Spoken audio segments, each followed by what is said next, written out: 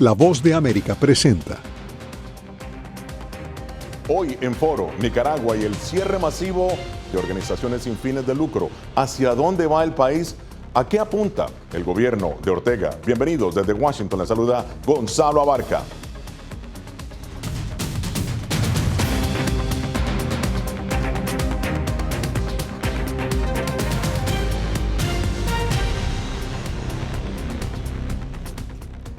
Seis años después del estallido de la crisis política y social en Nicaragua, el gobierno del presidente Daniel Ortega continúa realizando arrestos a periodistas, a opositores y ha clausurado más de 5.000 organizaciones gubernamentales. De la misma forma, mantiene un fuerte enfrentamiento con la Iglesia Católica. Las organizaciones de derechos humanos y la oposición acusan a Ortega y a su esposa, la vicepresidenta Rosario Murillo, de realizar violaciones sistemáticas a las libertades civiles e individuales de los nicaragüenses. Acusaciones que descarta el propio Ortega, asegurando que su gobierno se limita a respetar y ejecutar, según sus palabras, las leyes del país. Estados Unidos y otros miembros de la comunidad internacional han advertido a Ortega sobre las consecuencias de estas acciones. Ortega, sin embargo, ha respondido incrementando su acercamiento diplomático y comercial con Rusia, China e Irán, entre otras naciones.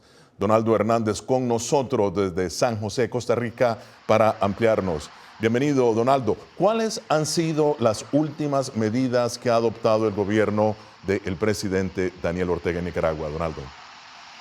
Un gusto saludarte, Gonzalo, desde San José, Costa Rica. Este jueves el gobierno de Daniel Ortega envió una propuesta de reforma a la Asamblea Nacional para modificar algunos artículos del Código Procesal Penal que le permita procesar judicialmente a opositores que se encuentren fuera del territorio nicaragüense para abrirles procesos judiciales por leyes que fueron aprobadas a finales del año 2020, entre ellas la ley de traición a la patria, ley de agentes extranjeros, entre otras leyes. Y esta reforma contemplan penas de entre 15 y 30 años, así como la confiscación de sus bienes públicos. Nicaragua se mantiene sumergida en una grave crisis de derechos humanos, según organismos internacionales, quienes alertan sobre la ausencia de libertades en el país centroamericano. Es un panorama aún más oscuro, yo diría que perverso, desalentador. El exdiplomático costarricense Eduardo Ulibarri explica que la existencia de presos políticos, las confiscaciones de más de 5.000 organizaciones no gubernamentales y el exilio de más de 600.000 nicaragüenses en los últimos 6 años dan cuenta de la gravedad de la crisis. Prácticamente nada le importa, que se está como atrincherando en una fortaleza cada vez más llena de fisuras. Ulibarri se refiere al presidente Daniel Ortega, quien ha justificado las acciones de su gobierno, entre ellas las confiscaciones de propiedades privadas. El Estado las declaró propiedad del Estado. ¿Para qué? Para beneficio de los pobres. Activistas estudiantiles consideran que el cierre de 33 universidades privadas ha alentado a miles de jóvenes a salir del país en busca de mejores oportunidades. Los jóvenes éramos los que estábamos construyendo una Nicaragua, aportando al sector económico. La historiadora y exguerrillera sandinista Mónica Baltodano considera que la situación de Nicaragua es peor que la de Cuba y Venezuela. Nicaragua es por hoy el país latinoamericano donde más violaciones de los derechos humanos se cometen. Naciones Unidas ha llamado al gobierno de Nicaragua a crear las condiciones para un diálogo político. No obstante, la petición no ha tenido eco. Donaldo, nos has dado una fotografía muy detallada de lo que sucede, pero pese a la grave crisis de derechos humanos, ¿cómo mantiene Nicaragua su crecimiento económico? Gonzalo, es algo que han estudiado los economistas, cómo Nicaragua se mantiene en crecimiento económico. Y según el Fondo Monetario Internacional, la economía nicaragüense descansa sobre las remesas familiares, que según los datos oficiales del Banco Central, indican que ha igualado a las exportaciones nicaragüenses. Por eso, estos más de 600.000 nicaragüenses que han salido del país han contribuido muchísimo al sostenimiento de la economía nicaragüense. Bueno, gracias, Donaldo Hernández, desde San José, Costa Rica. Y bien, para analizar la situación política y social en Nicaragua, su impacto a futuro en el hemisferio y las acciones que podrían reforzar la institucionalidad del país, me acompaña Manuel Orozco, director del Programa de Migración, Remesas y Desarrollo de Diálogo Interamericano, y Carlos Fernando Chamorro, director de Confidencial. Bienvenidos ambos. Manuel, empiezo contigo. En tu último informe sobre Nicaragua, aseguras que Daniel Ortega detenta un férreo poder político al controlar mencionas 5 pilares. ¿Cuáles son esos pilares? ¿Cómo impactan en lo que tú llamas radicalización de Nicaragua? Adelante. Muchas gracias. Exactamente. El punto de partida es que este tipo de dictadura no tiene límites, no tiene una ideología definida hacia dónde quiere ir. Entonces, el límite de ellos es cuando se termina el régimen propiamente dicho. Y por eso, para sostenerse en el poder, se apoyan en 5 pilares. Uno es lo que llamamos la criminalización de la democracia, que es el diseño de todo un andamiaje legal que les permite básicamente eliminar el pluralismo político, el pluralismo social, los derechos civiles y políticos dentro de la Constitución de los nicaragüenses. Y eso pues llegamos a que prácticamente el 90% de la sociedad civil legal está siendo eliminada. Y la persecución de la iglesia, etc. En segundo lugar está el monopolio de la fuerza para el propósito exclusivo de la represión. Y entonces ahí están las detenciones, los encarcelamientos, las purgas e incluso la violencia física sobre las personas. En tercer lugar está lo que llamamos la captura de Estado, que es básicamente el mecanismo mediante el cual el círculo de poder utiliza para controlar el Estado mismo para el beneficio de la élite del clan familiar que tiene a cargo la familia Ortega. Y ellos están utilizando el endeudamiento externo y la extorsión fiscal como mecanismo de enriquecimiento. En cuarto lugar está la censura y la desinformación, que se utilizan como mecanismos para mantener a la población básicamente aislada del resto del mundo. Y en quinto lugar es el aislamiento internacional con una alianza táctica y en algunos casos estratégica, en el caso de Rusia, con Rusia, China en particular. Y eso básicamente les permite mantenerse en el poder. Y dentro de ese contexto, a nivel internacional, ese aislamiento utilizan, por ejemplo, la migración como un arma de ataque hacia Estados Unidos. Ya. Interesante todo ese análisis que nos has dicho, esos pilares. Carlos, voy contigo. Nadie mejor que tú ha seguido el pulso de lo que ocurre en Nicaragua. ¿Cuál es, en tu opinión, el objetivo final del desarme de todas estas organizaciones políticas y sociales en Nicaragua, ¿no? Adelante, Carlos. Gracias, Gonzalo. Creo que es inútil encontrarle alguna racionalidad a todo ese proceso de radicalización dictatorial. Esta es una dictadura familiar que no tiene salida. Pretende imponerse a través de una dinastía del poder heredado de Ortega a su esposa Rosario Murillo, pero su único camino es establecer un régimen totalitario. No le ofrece ninguna salida al país. Los nicaragüenses siguen migrando masivamente porque no hay oportunidades económicas ni sociales ni políticas, y el régimen lo único que está haciendo es hundiendo más a Nicaragua, aislándola más, consolidando este estado policial. ¿Cuál es el objetivo? Día a día mantenerse en el poder, pero no hay un proyecto nacional, no existe ni siquiera una ideología o una oferta, digamos, para la nación nicaragüense. Es el poder por el poder. Y esto es importante verlo porque creo yo hoy que los venezolanos se están empezando a ver en el espejo de Nicaragua. La dictadura de Maduro empieza a parecerse también más a la de Ortega. Se robó las elecciones. Bueno, Ortega encarceló a los candidatos presidenciales en 2021 y eliminó la competencia política. Después de eso arrasó con la sociedad civil. Yo creo que Maduro va por ese camino y es importante por eso alertar a la comunidad internacional de este tipo de modelo de dictadura totalitaria. Bien, esto es Foro de la Voz de América. Hoy, Nicaragua, su gran dilema político.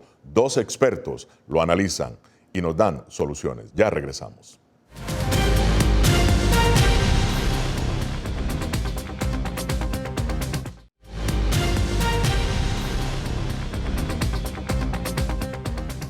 Esto es Foro de la Voz de América. Hoy, Nicaragua, su gran dilema político. Continúa con nosotros Manuel Orozco, director del Programa de Migración, Remesas y Desarrollo de Diálogo Interamericano, y Carlos Fernando Chamorro, director de Confidencial. Carlos, en el caso específico de los medios de comunicación, de la violencia, ¿no?, y acoso contra los reporteros, ¿ves alguna esperanza en el tema de la libertad de prensa en Nicaragua? Adelante. Bajo esta dictadura no hay ninguna esperanza. Lo primero que hizo fue, en efecto, anular la libertad de prensa y también criminalizar la libertad de expresión. En Nicaragua hoy, Gonzalo, no existen medios independientes. Hacer periodismo es un crimen. Toda la prensa independiente nicaragüense estamos trabajando desde el exilio. Tampoco hay corresponsales extranjeros. Los colegas de La Voz de América también están fuera de Nicaragua. Y sin embargo, yo quiero destacar que el periodismo desde el exilio, gracias a la confianza que la gente sigue teniendo en la prensa independiente, es la última reserva de libertad en un país donde no existe ninguna libertad. Nosotros, por ejemplo, en Confidencial esta semana publicamos una investigación sobre la existencia de una base rusa de espionaje en Nicaragua que está instalada en una base militar del ejército. Bueno, se hace periodismo desde el exilio, se denuncia la corrupción, se investiga a pesar de la censura que existe en el país. Claro. Debo felicitarte también por tus reportajes en Confidencial, Carlos, muy detallados. Y bien, y antes de continuar el análisis, veamos lo que dijo el presidente Ortega de Estados Unidos o sobre Estados Unidos y la relación a futuro con su gobierno. Llegará el momento, sí, en que el pueblo norteamericano no tendrá más camino que cambiar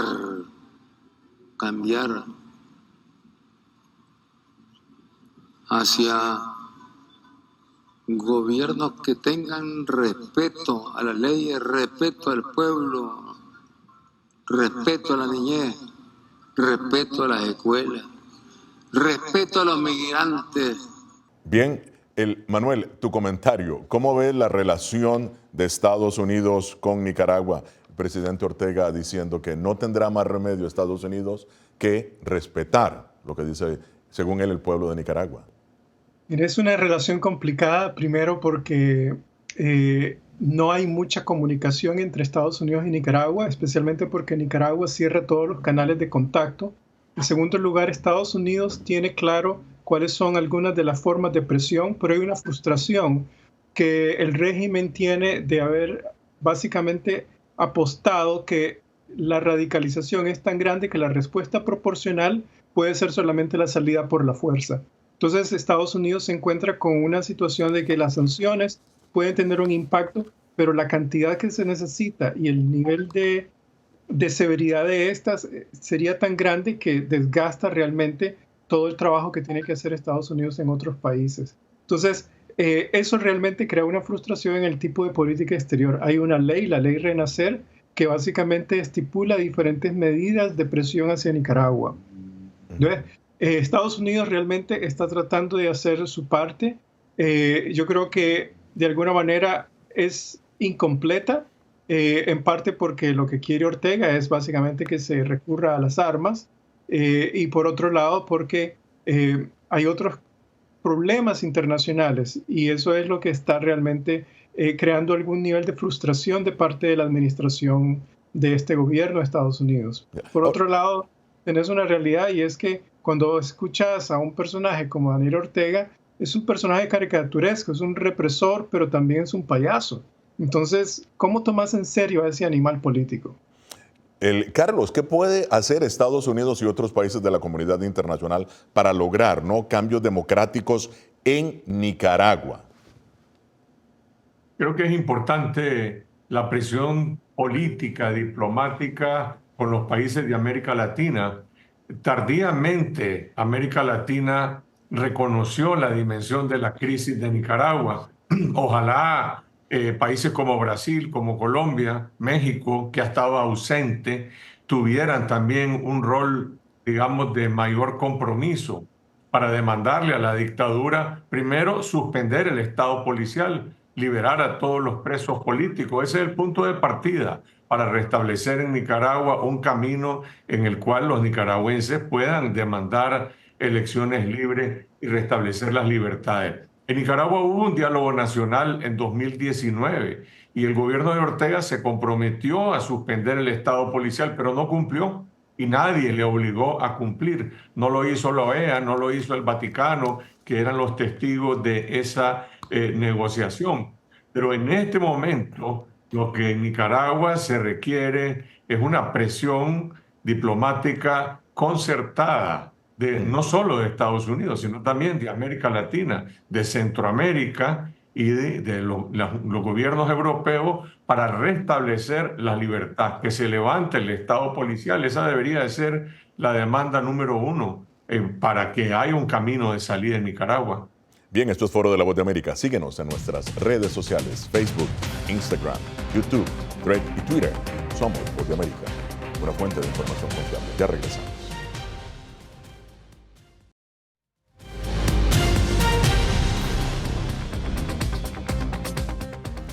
Continuamos en Foro de la Voz de América. Carlos, tanto tú como Manuel han hablado, si se quiere, de dinastía, de una sucesión que viene. Sin embargo, te pregunto, el general, o más bien el hermano de Daniel Ortega, Humberto Ortega, quien fue jefe del ejército, dijo en una entrevista publicada en el portal Infobae que el entorno de su hermano no podrá mantenerse en el poder cuando muera. Entonces, ¿cómo combinas esto, tu opinión? Bueno, lo que dijo Humberto Ortega le costó la cárcel. Él dijo, en Nicaragua no hay sucesor para Daniel Ortega y la sucesora autodenominada, que es la vicepresidenta y esposa de Ortega, Rosario Murillo, le impuso a partir de ese momento casa por cárcel y también aislamiento. Es decir, la sucesión dinástica es un punto de crisis de esta dictadura. Primero, porque tiene un repudio nacional. En Nicaragua la gente no quiere más dinastía, ya se tuvo con los Somoza y Rosario Murillo es más odiada o más temida que el propio Daniel Ortega. Entonces es un punto de crisis y la imposición de Murillo en este proceso de asumir todo el poder es lo que ha generado en el último año una cantidad repetida de purgas, de destituciones, de intervención de ella en distintas etapas del Estado. Yo creo que es una gran oportunidad para la oposición de Nicaragua, para la sociedad nicaragüense y para la comunidad internacional de ejercer presión, precisamente porque hay un rechazo nacional a una dinastía y a la sucesión dinástica. Manuel, retomo lo que ha dicho Carlos de la oposición. ¿Por qué en Nicaragua la oposición no logra ser monolítica, pese a la grave crisis política y social que existe? Bueno, hay una oposición real contra el régimen. Prácticamente el 90% de los nicaragüenses no quiere a los dictadores. Organizadamente no se puede existir un nivel de organización, de movilización política, porque todo está reprimido. Hay una eliminación completa de la independencia y de los derechos ciudadanos. Entonces, lo que hay es un movimiento en el exilio que trata de establecer vínculos, pero eso es bastante limitado. Entonces, la oposición realmente es un conglomerado de organismos, grupos cívicos que están tratando de crear una solución, por un lado, y ser el interlocutor legítimo. Pero en un contexto tan represivo, en una sociedad tan cerrada como la nicaragüense, pues se hace muy difícil. Y ese es el reto principal por el que se encuentran. Además, la cultura política nicaragüense es atomizante, entonces cuesta mantener una cohesión política en el largo plazo. Entonces, son retos realmente con los que se encuentra Nicaragua en medio de una dictadura tan drástica. Nicaragua está entre las 6 dictaduras más radicalizantes en todo el mundo, al lado de Afganistán, al lado de Corea del Norte. Es decir, estamos lidiando con un país al lado de Estados Unidos que básicamente no cree en la libertad desde ningún punto de vista. Ahora, Carlos, en tu opinión, ¿cómo ha enfrentado la Iglesia Católica el arresto o acoso de sacerdotes y obispos por parte del gobierno de Ortega, que incluso lo acusa a la Iglesia Católica de lavado de dinero? ¿Cómo ha manejado, en tu opinión, el Papa Francisco esa situación? Bueno, la iglesia es un conglomerado en el cual el Papa es la cabeza en Roma, tiene sus obispos y están obviamente la comunidad de feligreses. Y yo creo que la iglesia en Nicaragua ha ejercido un rol profético, ha ejercido un rol de resistencia frente a esa persecución. Lo que pasa es que la están diezmando. En la diócesis de Matagalpa, Estelí, Jinotega, en el norte del país, casi no quedan sacerdotes, los han encarcelado y los han desterrado. El Papa Francisco, que también es un jefe de Estado y mantiene una relación diplomática con Nicaragua, incluso el régimen suspendió, expulsó al nuncio apostólico. Y pareciera que Roma le interesa restablecer los canales diplomáticos y desafortunadamente ha impuesto una política de silencio a los sacerdotes que están en el exilio, que en este momento ya no están reclamando, protestando por todos estos abusos del régimen. Ahora, el silencio no sirve para nada. La represión continúa, cada día es peor. Y no solo contra la iglesia católica, sino también están barriendo las iglesias evangélicas. Entonces, hay una resistencia, hay una política oficial de silencio y por el otro lado yo diría que también los nicaragüenses en el país mantienen la libertad de conciencia, que es lo más importante frente a esta aplanadora que pretende eliminar completamente a la Iglesia Católica y a la Iglesia Evangélica. Esto es Foro de la Voz de América. Hacemos una pausa. Ya regresamos.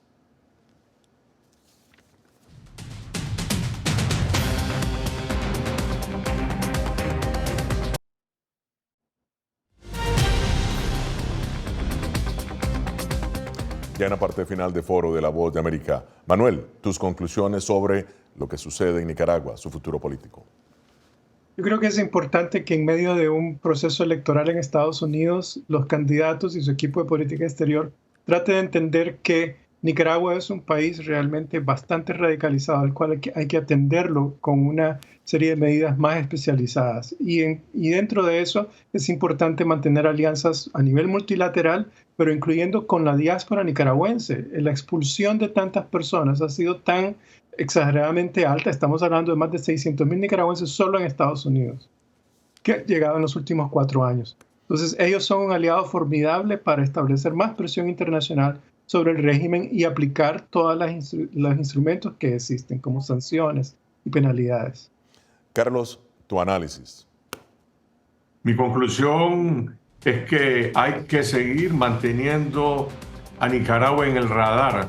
Hay que generar una solidaridad continental. Y te agradezco, Gonzalo, esta oportunidad para hablar de la crisis de Nicaragua y aprovecho también para invitar a toda la prensa internacional en Estados Unidos, en América Latina, a cubrir esta historia. En Nicaragua hay una historia de dolor, hay una historia pero también hay una historia de resistencia, de una dictadura que no se debe permitir que se normalice y por lo tanto hay que mantener viva esta llama de resistencia que es la prensa en el exilio y la prensa internacional contando lo que está ocurriendo en Nicaragua. Muchísimas gracias a Manuel Orozco y Carlos Fernando Chamorro. Llegamos así al final de esta edición de Foro. Nos vemos la próxima semana. Desde Washington les habló Gonzalo Abarca.